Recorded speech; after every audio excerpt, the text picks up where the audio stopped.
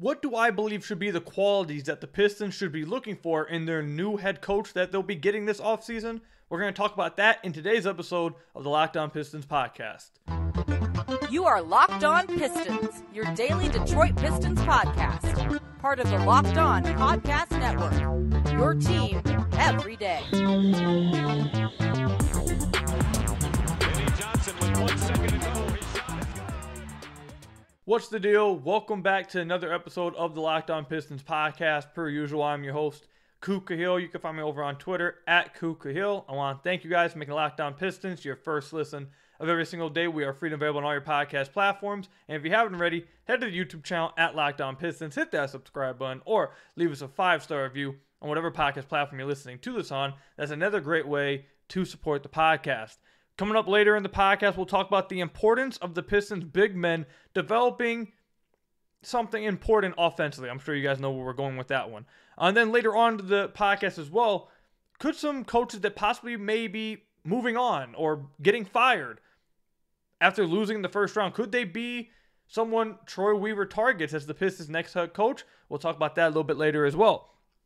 But the first thing we'll talk about is the qualities I'm looking for in the Pistons' next head coach. Now, all three of these topics, I told you guys earlier in the week, you guys sent me a ton of questions. So I'm cycling through the questions. I'm just turning them into topics. And these three topics right here, I got basically a lot of the same questions asking the same thing. So I turned them into topics, all of these. So I know if you guys are wondering, hey, why wasn't my question answered? Why didn't he shout me out? Like, if your question had to do with any of these three topics, that's where I drew it from.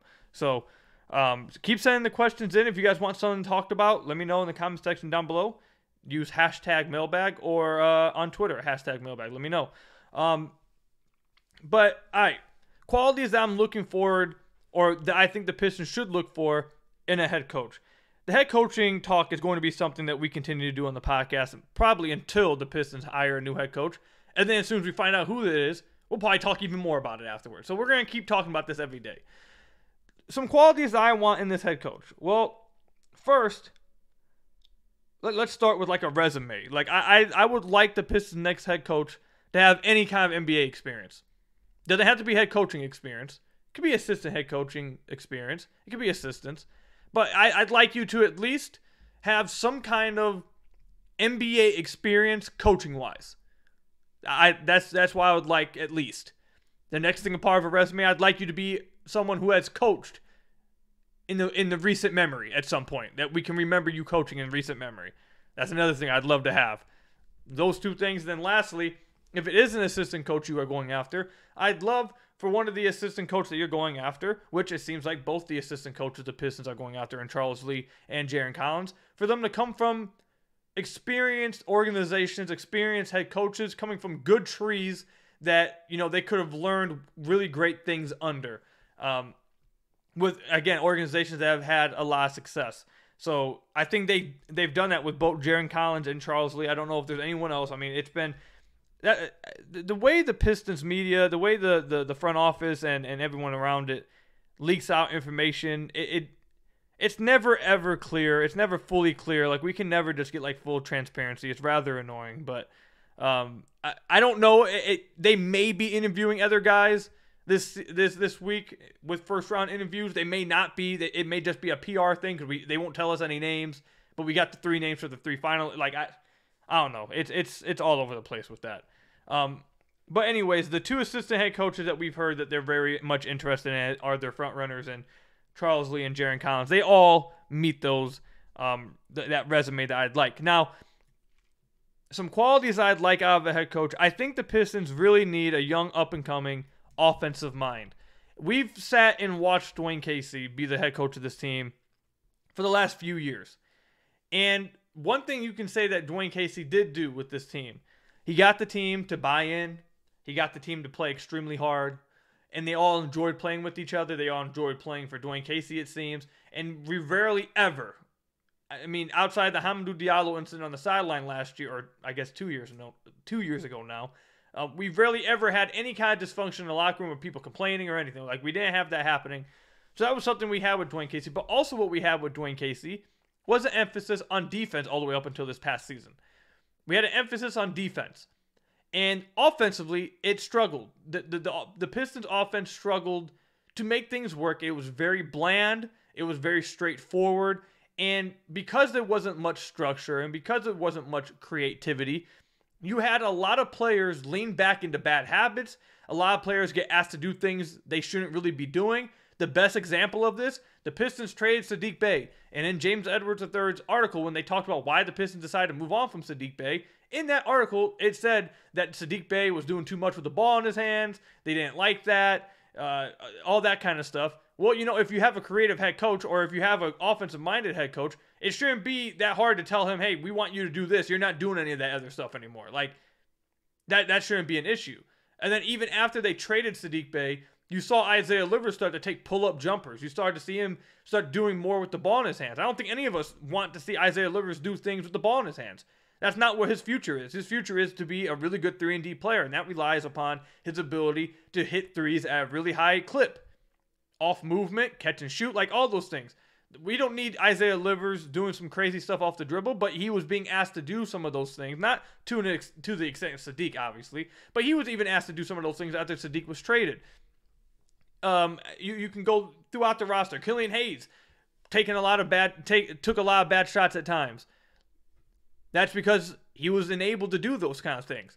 So I'd love to get this team an offensive mind that is creative enough to, if Weaver really does want to run it, not run it back, but just revamp the wing room and then bring everyone else back, if that's like what his plan is, and he wants to try and make the young guys that he has work, it's going to take some creativity to make this work.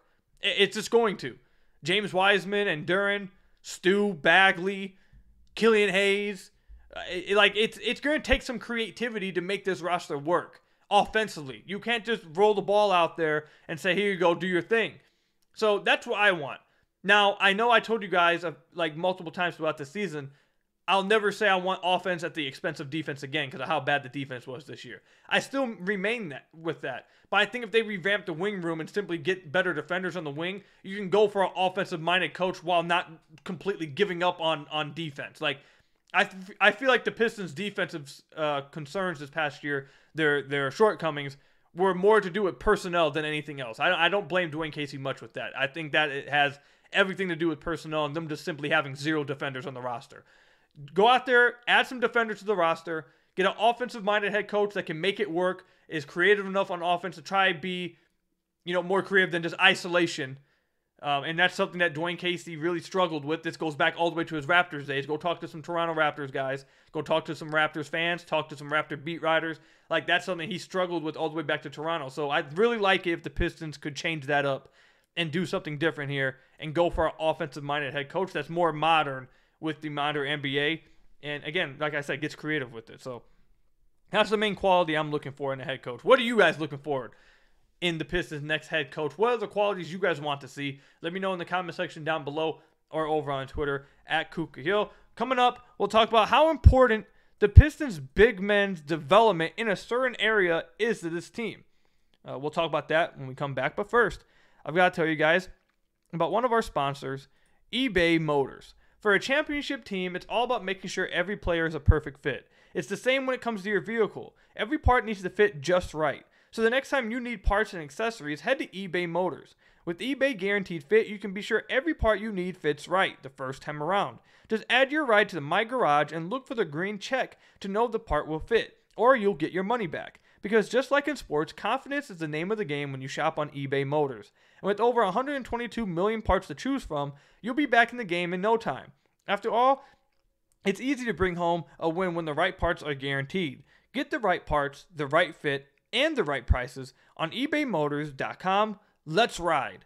eBay Guaranteed Fit, only available to U.S. customers. Eligible items only. Exclusions apply at eBay Motors. So I want to thank you guys again for making Locked On Pistons your first listen of every single day. We are free and available on all your podcast platforms. If you haven't already, head to the YouTube channel at Locked On Pistons. Hit that subscribe button or leave us a 5-star review on whatever podcast platform you're listening to this on. That's another great way to support the podcast. This episode will be coming out on the day of the NFL draft, and I know Lions fans are going to be crazy. I can't wait. I'm so anxious to see what they do. I'm sure a lot of you guys listening are obviously Lions fans as well. Let me know in the comment section who you guys want the Lions to draft at 6 and at 18. Do you guys want them to look at a quarterback? What are you guys looking at? You guys want Jalen Carter? Like, what do you think's going to happen, man? I can't wait. This is going to be crazy. But just let me know that. Comment section down below or tweet at me at KukuHill on Twitter. So one of the questions that I got a lot from you guys over the last few days is that, how important is the development of the Pistons bigs that they currently have? How important is their development when it comes to shooting the basketball? And it's pretty damn important. I don't know how else I can say it. It's probably one of the most important things on the roster. And this is why. Unless the Pistons get Victor Wembanyama at the #1 pick, which, my God, it would change everything. The Pistons could potentially be building a dynasty, dude. Like, please, God, please give us Victor Wembanyama, please. But unless they get Victor Wembanyama, we've talked about this on the podcast before. I don't know where they're getting this second big. Now, I'm not talking a second, like a wing, a bigger wing that can play the 4. Like a lot of teams still do, and like I've been begging them to do. If they want the 2 bigs thing, I don't see exactly where they can go the route of getting that this offseason outside the roster that they currently have. In the draft, I am right now currently in the middle of my Amin Thompson deep dive. I've watched 2 OTE games, so you guys will be getting that review soon. I want to do a little bit more deep dive. I want to watch some of his other games outside the OTE, and then you guys will have that episode.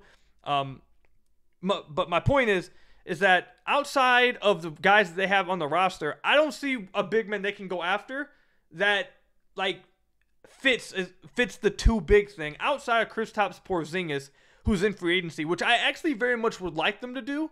But Kristaps is injury prone, so that may scare them away, and I'd understand that. But he just came off arguably his best season of his career. He was really damn good this past year, and he would fit perfectly with Duren. But I really don't think they'll go after him. If they were, I'd understand it. I'd love it. But I completely get the injury concerns and all of that. Like I understand that. But outside of Kristaps, I don't see where this second big is coming from. So if they do want to run 2 bigs, and they're really hell-bent on doing it, which it seems like it is, there is zero way that has any chance of working. There's no way. It has no chance of working unless one of these dudes become legit outside shooters. Actually, at least 2 of them need to become legit outside shooters. I'm not talking about 32% from deep. I'm not talking 31% from deep. I'm talking like a legit spread stretch big. Like that has to happen. And the reason why it's so important is because it does seem like that Weaver and company is just insistent on running 2 bigs. And if you're going to do that, if one of the bigs can't shoot, you're putting Caden Ivey in just like the worst case scenario. Like they need spacing. I don't know how many times we have to say it. Cade Cunningham needs spacing. They need spacing. He just does. We saw him play his absolute best so far in his career when he had a lob threat and spacing around him. He was damn near unstoppable. So they have to do it. They absolutely it's so important that they develop shooting. Isaiah Stewart's the only one who really has shown any potential for real to do it. But they traded an asset for James Wiseman. They have a lot of money invested in him next year because he has a qualifying offer of over $10 million. And his cap hold is even more. So they've invested that into James Wiseman. They're going to need James Wiseman to be able to shoot threes. Like, it's just going to have to happen. He's going to need to be able to shoot threes. Especially if, God forbid, if they were to try to start Wiseman and Duren together. Like, Wiseman would have to become a legit three-point shooter. Marvin Bagley has to become an outside threat. Because he's not a good enough defender. He's not a good enough rebounder to warrant him being on the floor unless he's able to put pressure on the rim and also spread the floor. So he has to be able to spread the floor. The only one who doesn't need to space the floor, the only one who doesn't need to learn to spread the floor is Jalen Duren. Because he's the Pistons starting 5 of the future. There's a very clear skill set that he has that they're going to build around. And he's only 19 years old, so maybe, who knows, maybe in like 5-6 years old, he is shooting. But I don't see that in his future. He's a good passing big man. I see him being like a hub at the high post, being the roll threat, lob threat, rim pressure, defender, like that kind of thing. He's perfect for that. The guy next to him has to be able to space the floor out. And despite the fact that I think the Pistons just go out and do normal things, like go get Cam Johnson and play him at the 4, and just space the floor out and have great spacing, great shooting, and a roll threat for Caden Ivey, run DHOs, run pick and rolls, and space the floor out and let them do their thing, what they're best at, which is getting to the rim and then making kickouts or finishing at the rim. God forbid them just do that. We have to go 2 bigs, even though they don't have the personnel to do it. Don't get me started on this, man. Don't. Oh my God. But that just lets you know. That just lets you know how important it is that these big men do develop. Because like I said, if they are invested in the 2 bigs, I don't see what the other big is that's out there that they can get that can spread the floor. Kristaps is one. I don't think they can do it.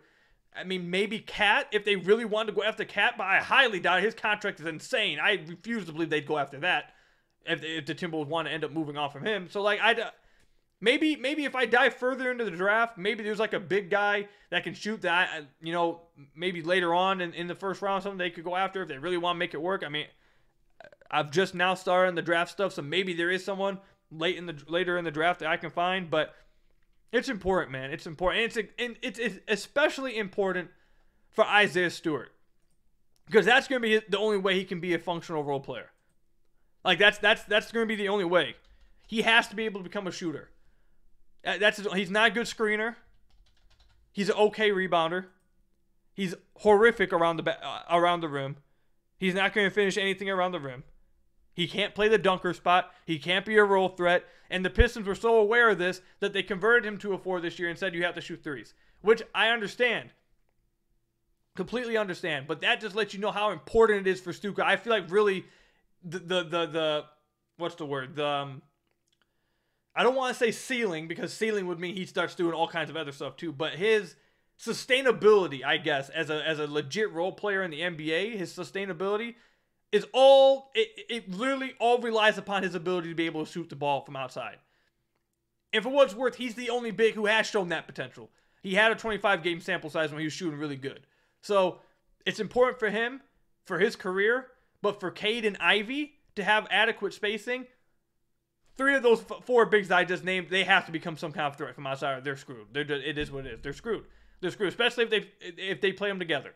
They play them together, they have to be able to shoot, or we're all screwed. So that's how important it is to me. It's probably one of the top things of this offseason that has to happen, unless they end up trading them and moving in a different route, moving away from the 2 bigs, or getting a different big that can actually spread the floor that they know it. So unless they do one of those things, this development is extremely important. So let me know what you guys think about that. How important do you guys think the development of the big men shooting from the outside is? Let me know in the comment section down below, or over on Twitter at Kuka Hill. By the way, the 2 bigs that you guys, some of you guys always tell me, well, they run 2 bigs. They run 2 bigs. Why can't the Pistons do it? Yeah, they just got eliminated in the first round by the New York Knicks. They were, I believe, before this game, they were the 2nd worst 3-point shooting of any playoff team in the NBA. I'm talking about the Cleveland Cavs, by the way. And without Donovan Mitchell and Darius Garland being one of the best pull-up 3-point shooters in the entire NBA, which they weren't during this series, all of a sudden they lose. And they can't space the floor. And they can't shoot the ball. And now they're screwed. Other things happened, obviously. Evan Mobley didn't have a good series. Jared Allen got outplayed. Like, those things happened as well. But if they had spacing, and also their 5th starter wasn't great. But again, if they had some spacing to do on their roster, maybe Donovan Mitchell and Darius Garland have more room to work. And they could have done something.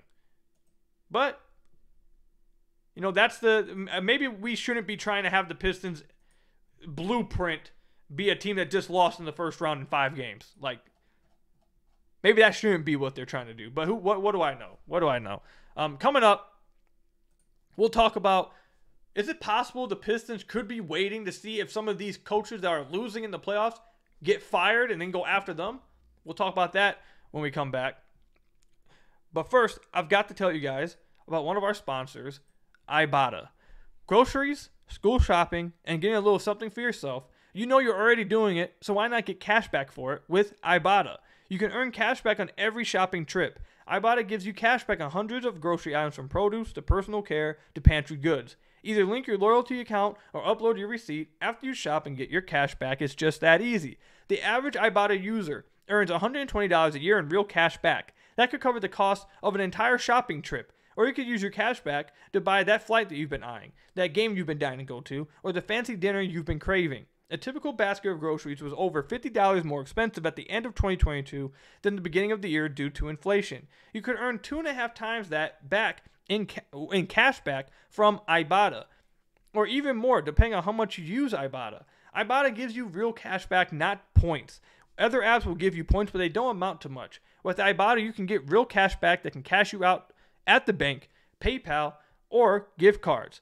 You can earn cash back on hundreds of online brands and retailers too when you start with Ibotta, including Lowe's, Macy's, Sephora, Best Buy, and more.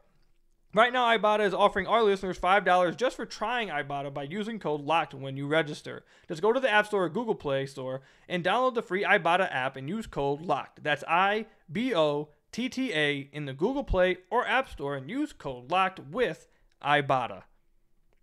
So I want to thank you guys again for making Locked On Pistons your first listen of every single day. We are free and available on all your podcast platforms. If you haven't already, head to the YouTube channel at Locked On Pistons, hit that subscribe button, or leave us a 5-star review on whatever podcast platform you're listening to this on. That's another great way to support the podcast. So, obviously, the Detroit Pistons are still in the middle of their coaching search. They have not found their coach. They're still doing second-round interviews, and they might be doing first-round interviews. I know that's been kind of like we mentioned earlier. It's kind of been confusing the way it's been reported, at the very least, I'd say. But is it possible that the reason why the Pistons are taking a little bit, it's not like it's been a long time, but the reason why the Pistons are, taking their time here is because maybe they're waiting to see if some of these coaches in the playoffs get fired, and then they get interested in some of those coaches? James Edwards III of The Athletic, in his last article, he mentioned in one of these paragraphs, quote, "The organization will do at least another round of interviews with different candidates per team sources and could also sit back and wait to see if any head coaches currently in the playoffs become available." Do I think the Pistons could be actually doing that? It's possible. It's possible. There's only one coach, though. There's only one coach I think that I'd actually like the Pistons to go after. Very much would want them to go after, actually. He became available and a team moved on from him. There's only one that's lost in the playoffs or may lose in the playoffs. And that's Ty Lue. It's Ty Lue. The Pistons should not be going after J.B. Bickerstaff. I do not want J.B. Bickerstaff, the Cleveland Cavaliers head coach. Do not want him. Not interested. But Ty Lue, I think Ty Lue is one of the best coaches in the NBA. He's one of the best X and O's guys, I feel like, in the NBA. One of the best adjustment makers in the NBA. One of the best strategists in the NBA. I feel like that's exactly what the Pistons need. That's exactly what the Pistons need. And like I've said before, I feel like the Pistons are, and it looks like the Pistons front office obviously agrees, that the Pistons are past the point of going after motivators, going past the point of role models and guys who show you how to be great young men. Like, they are actually looking for a head coach that can put some really good stuff on the floor, make adjustments, X and O wise, are very smart in that department, put these players in the best position to succeed and get wins. And if Ty Lue actually were to become available, if the Clippers actually moved on from Ty Lue, which it sounds like it's actually a chance, maybe they move on or he simply leaves. That sounds like something that could actually happen. I would very much like the Pistons to be interested in Ty Lue. Very much so. A championship head coach, has worked with some of the best players of all time. Very much would love them to go after Ty Lue. The problem with that is, if Ty Lue were to move on from the Clippers, if he were to leave the Clippers, there's just a part of me that refuses to believe that he does it for like a team that's coming up. Like, this is a championship caliber coach. He won a championship in Cleveland. He's been coaching contenders since then.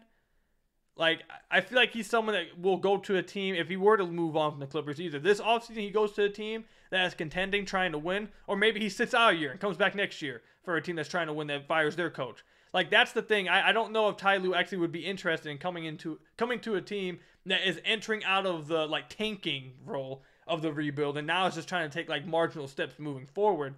Would he actually be interested in that kind of thing? I don't know. But if he was, go after Ty Lue. I like Charles Lee. I like Jaren Collins. I think they're interesting. I think they're up and coming guys. I won't be surprised if they're head coaches in the next few years if they weren't with the Pistons, if the Pistons don't hire them. I won't be shocked if they're both not head coaches in the next few years. They're very much liked around the NBA.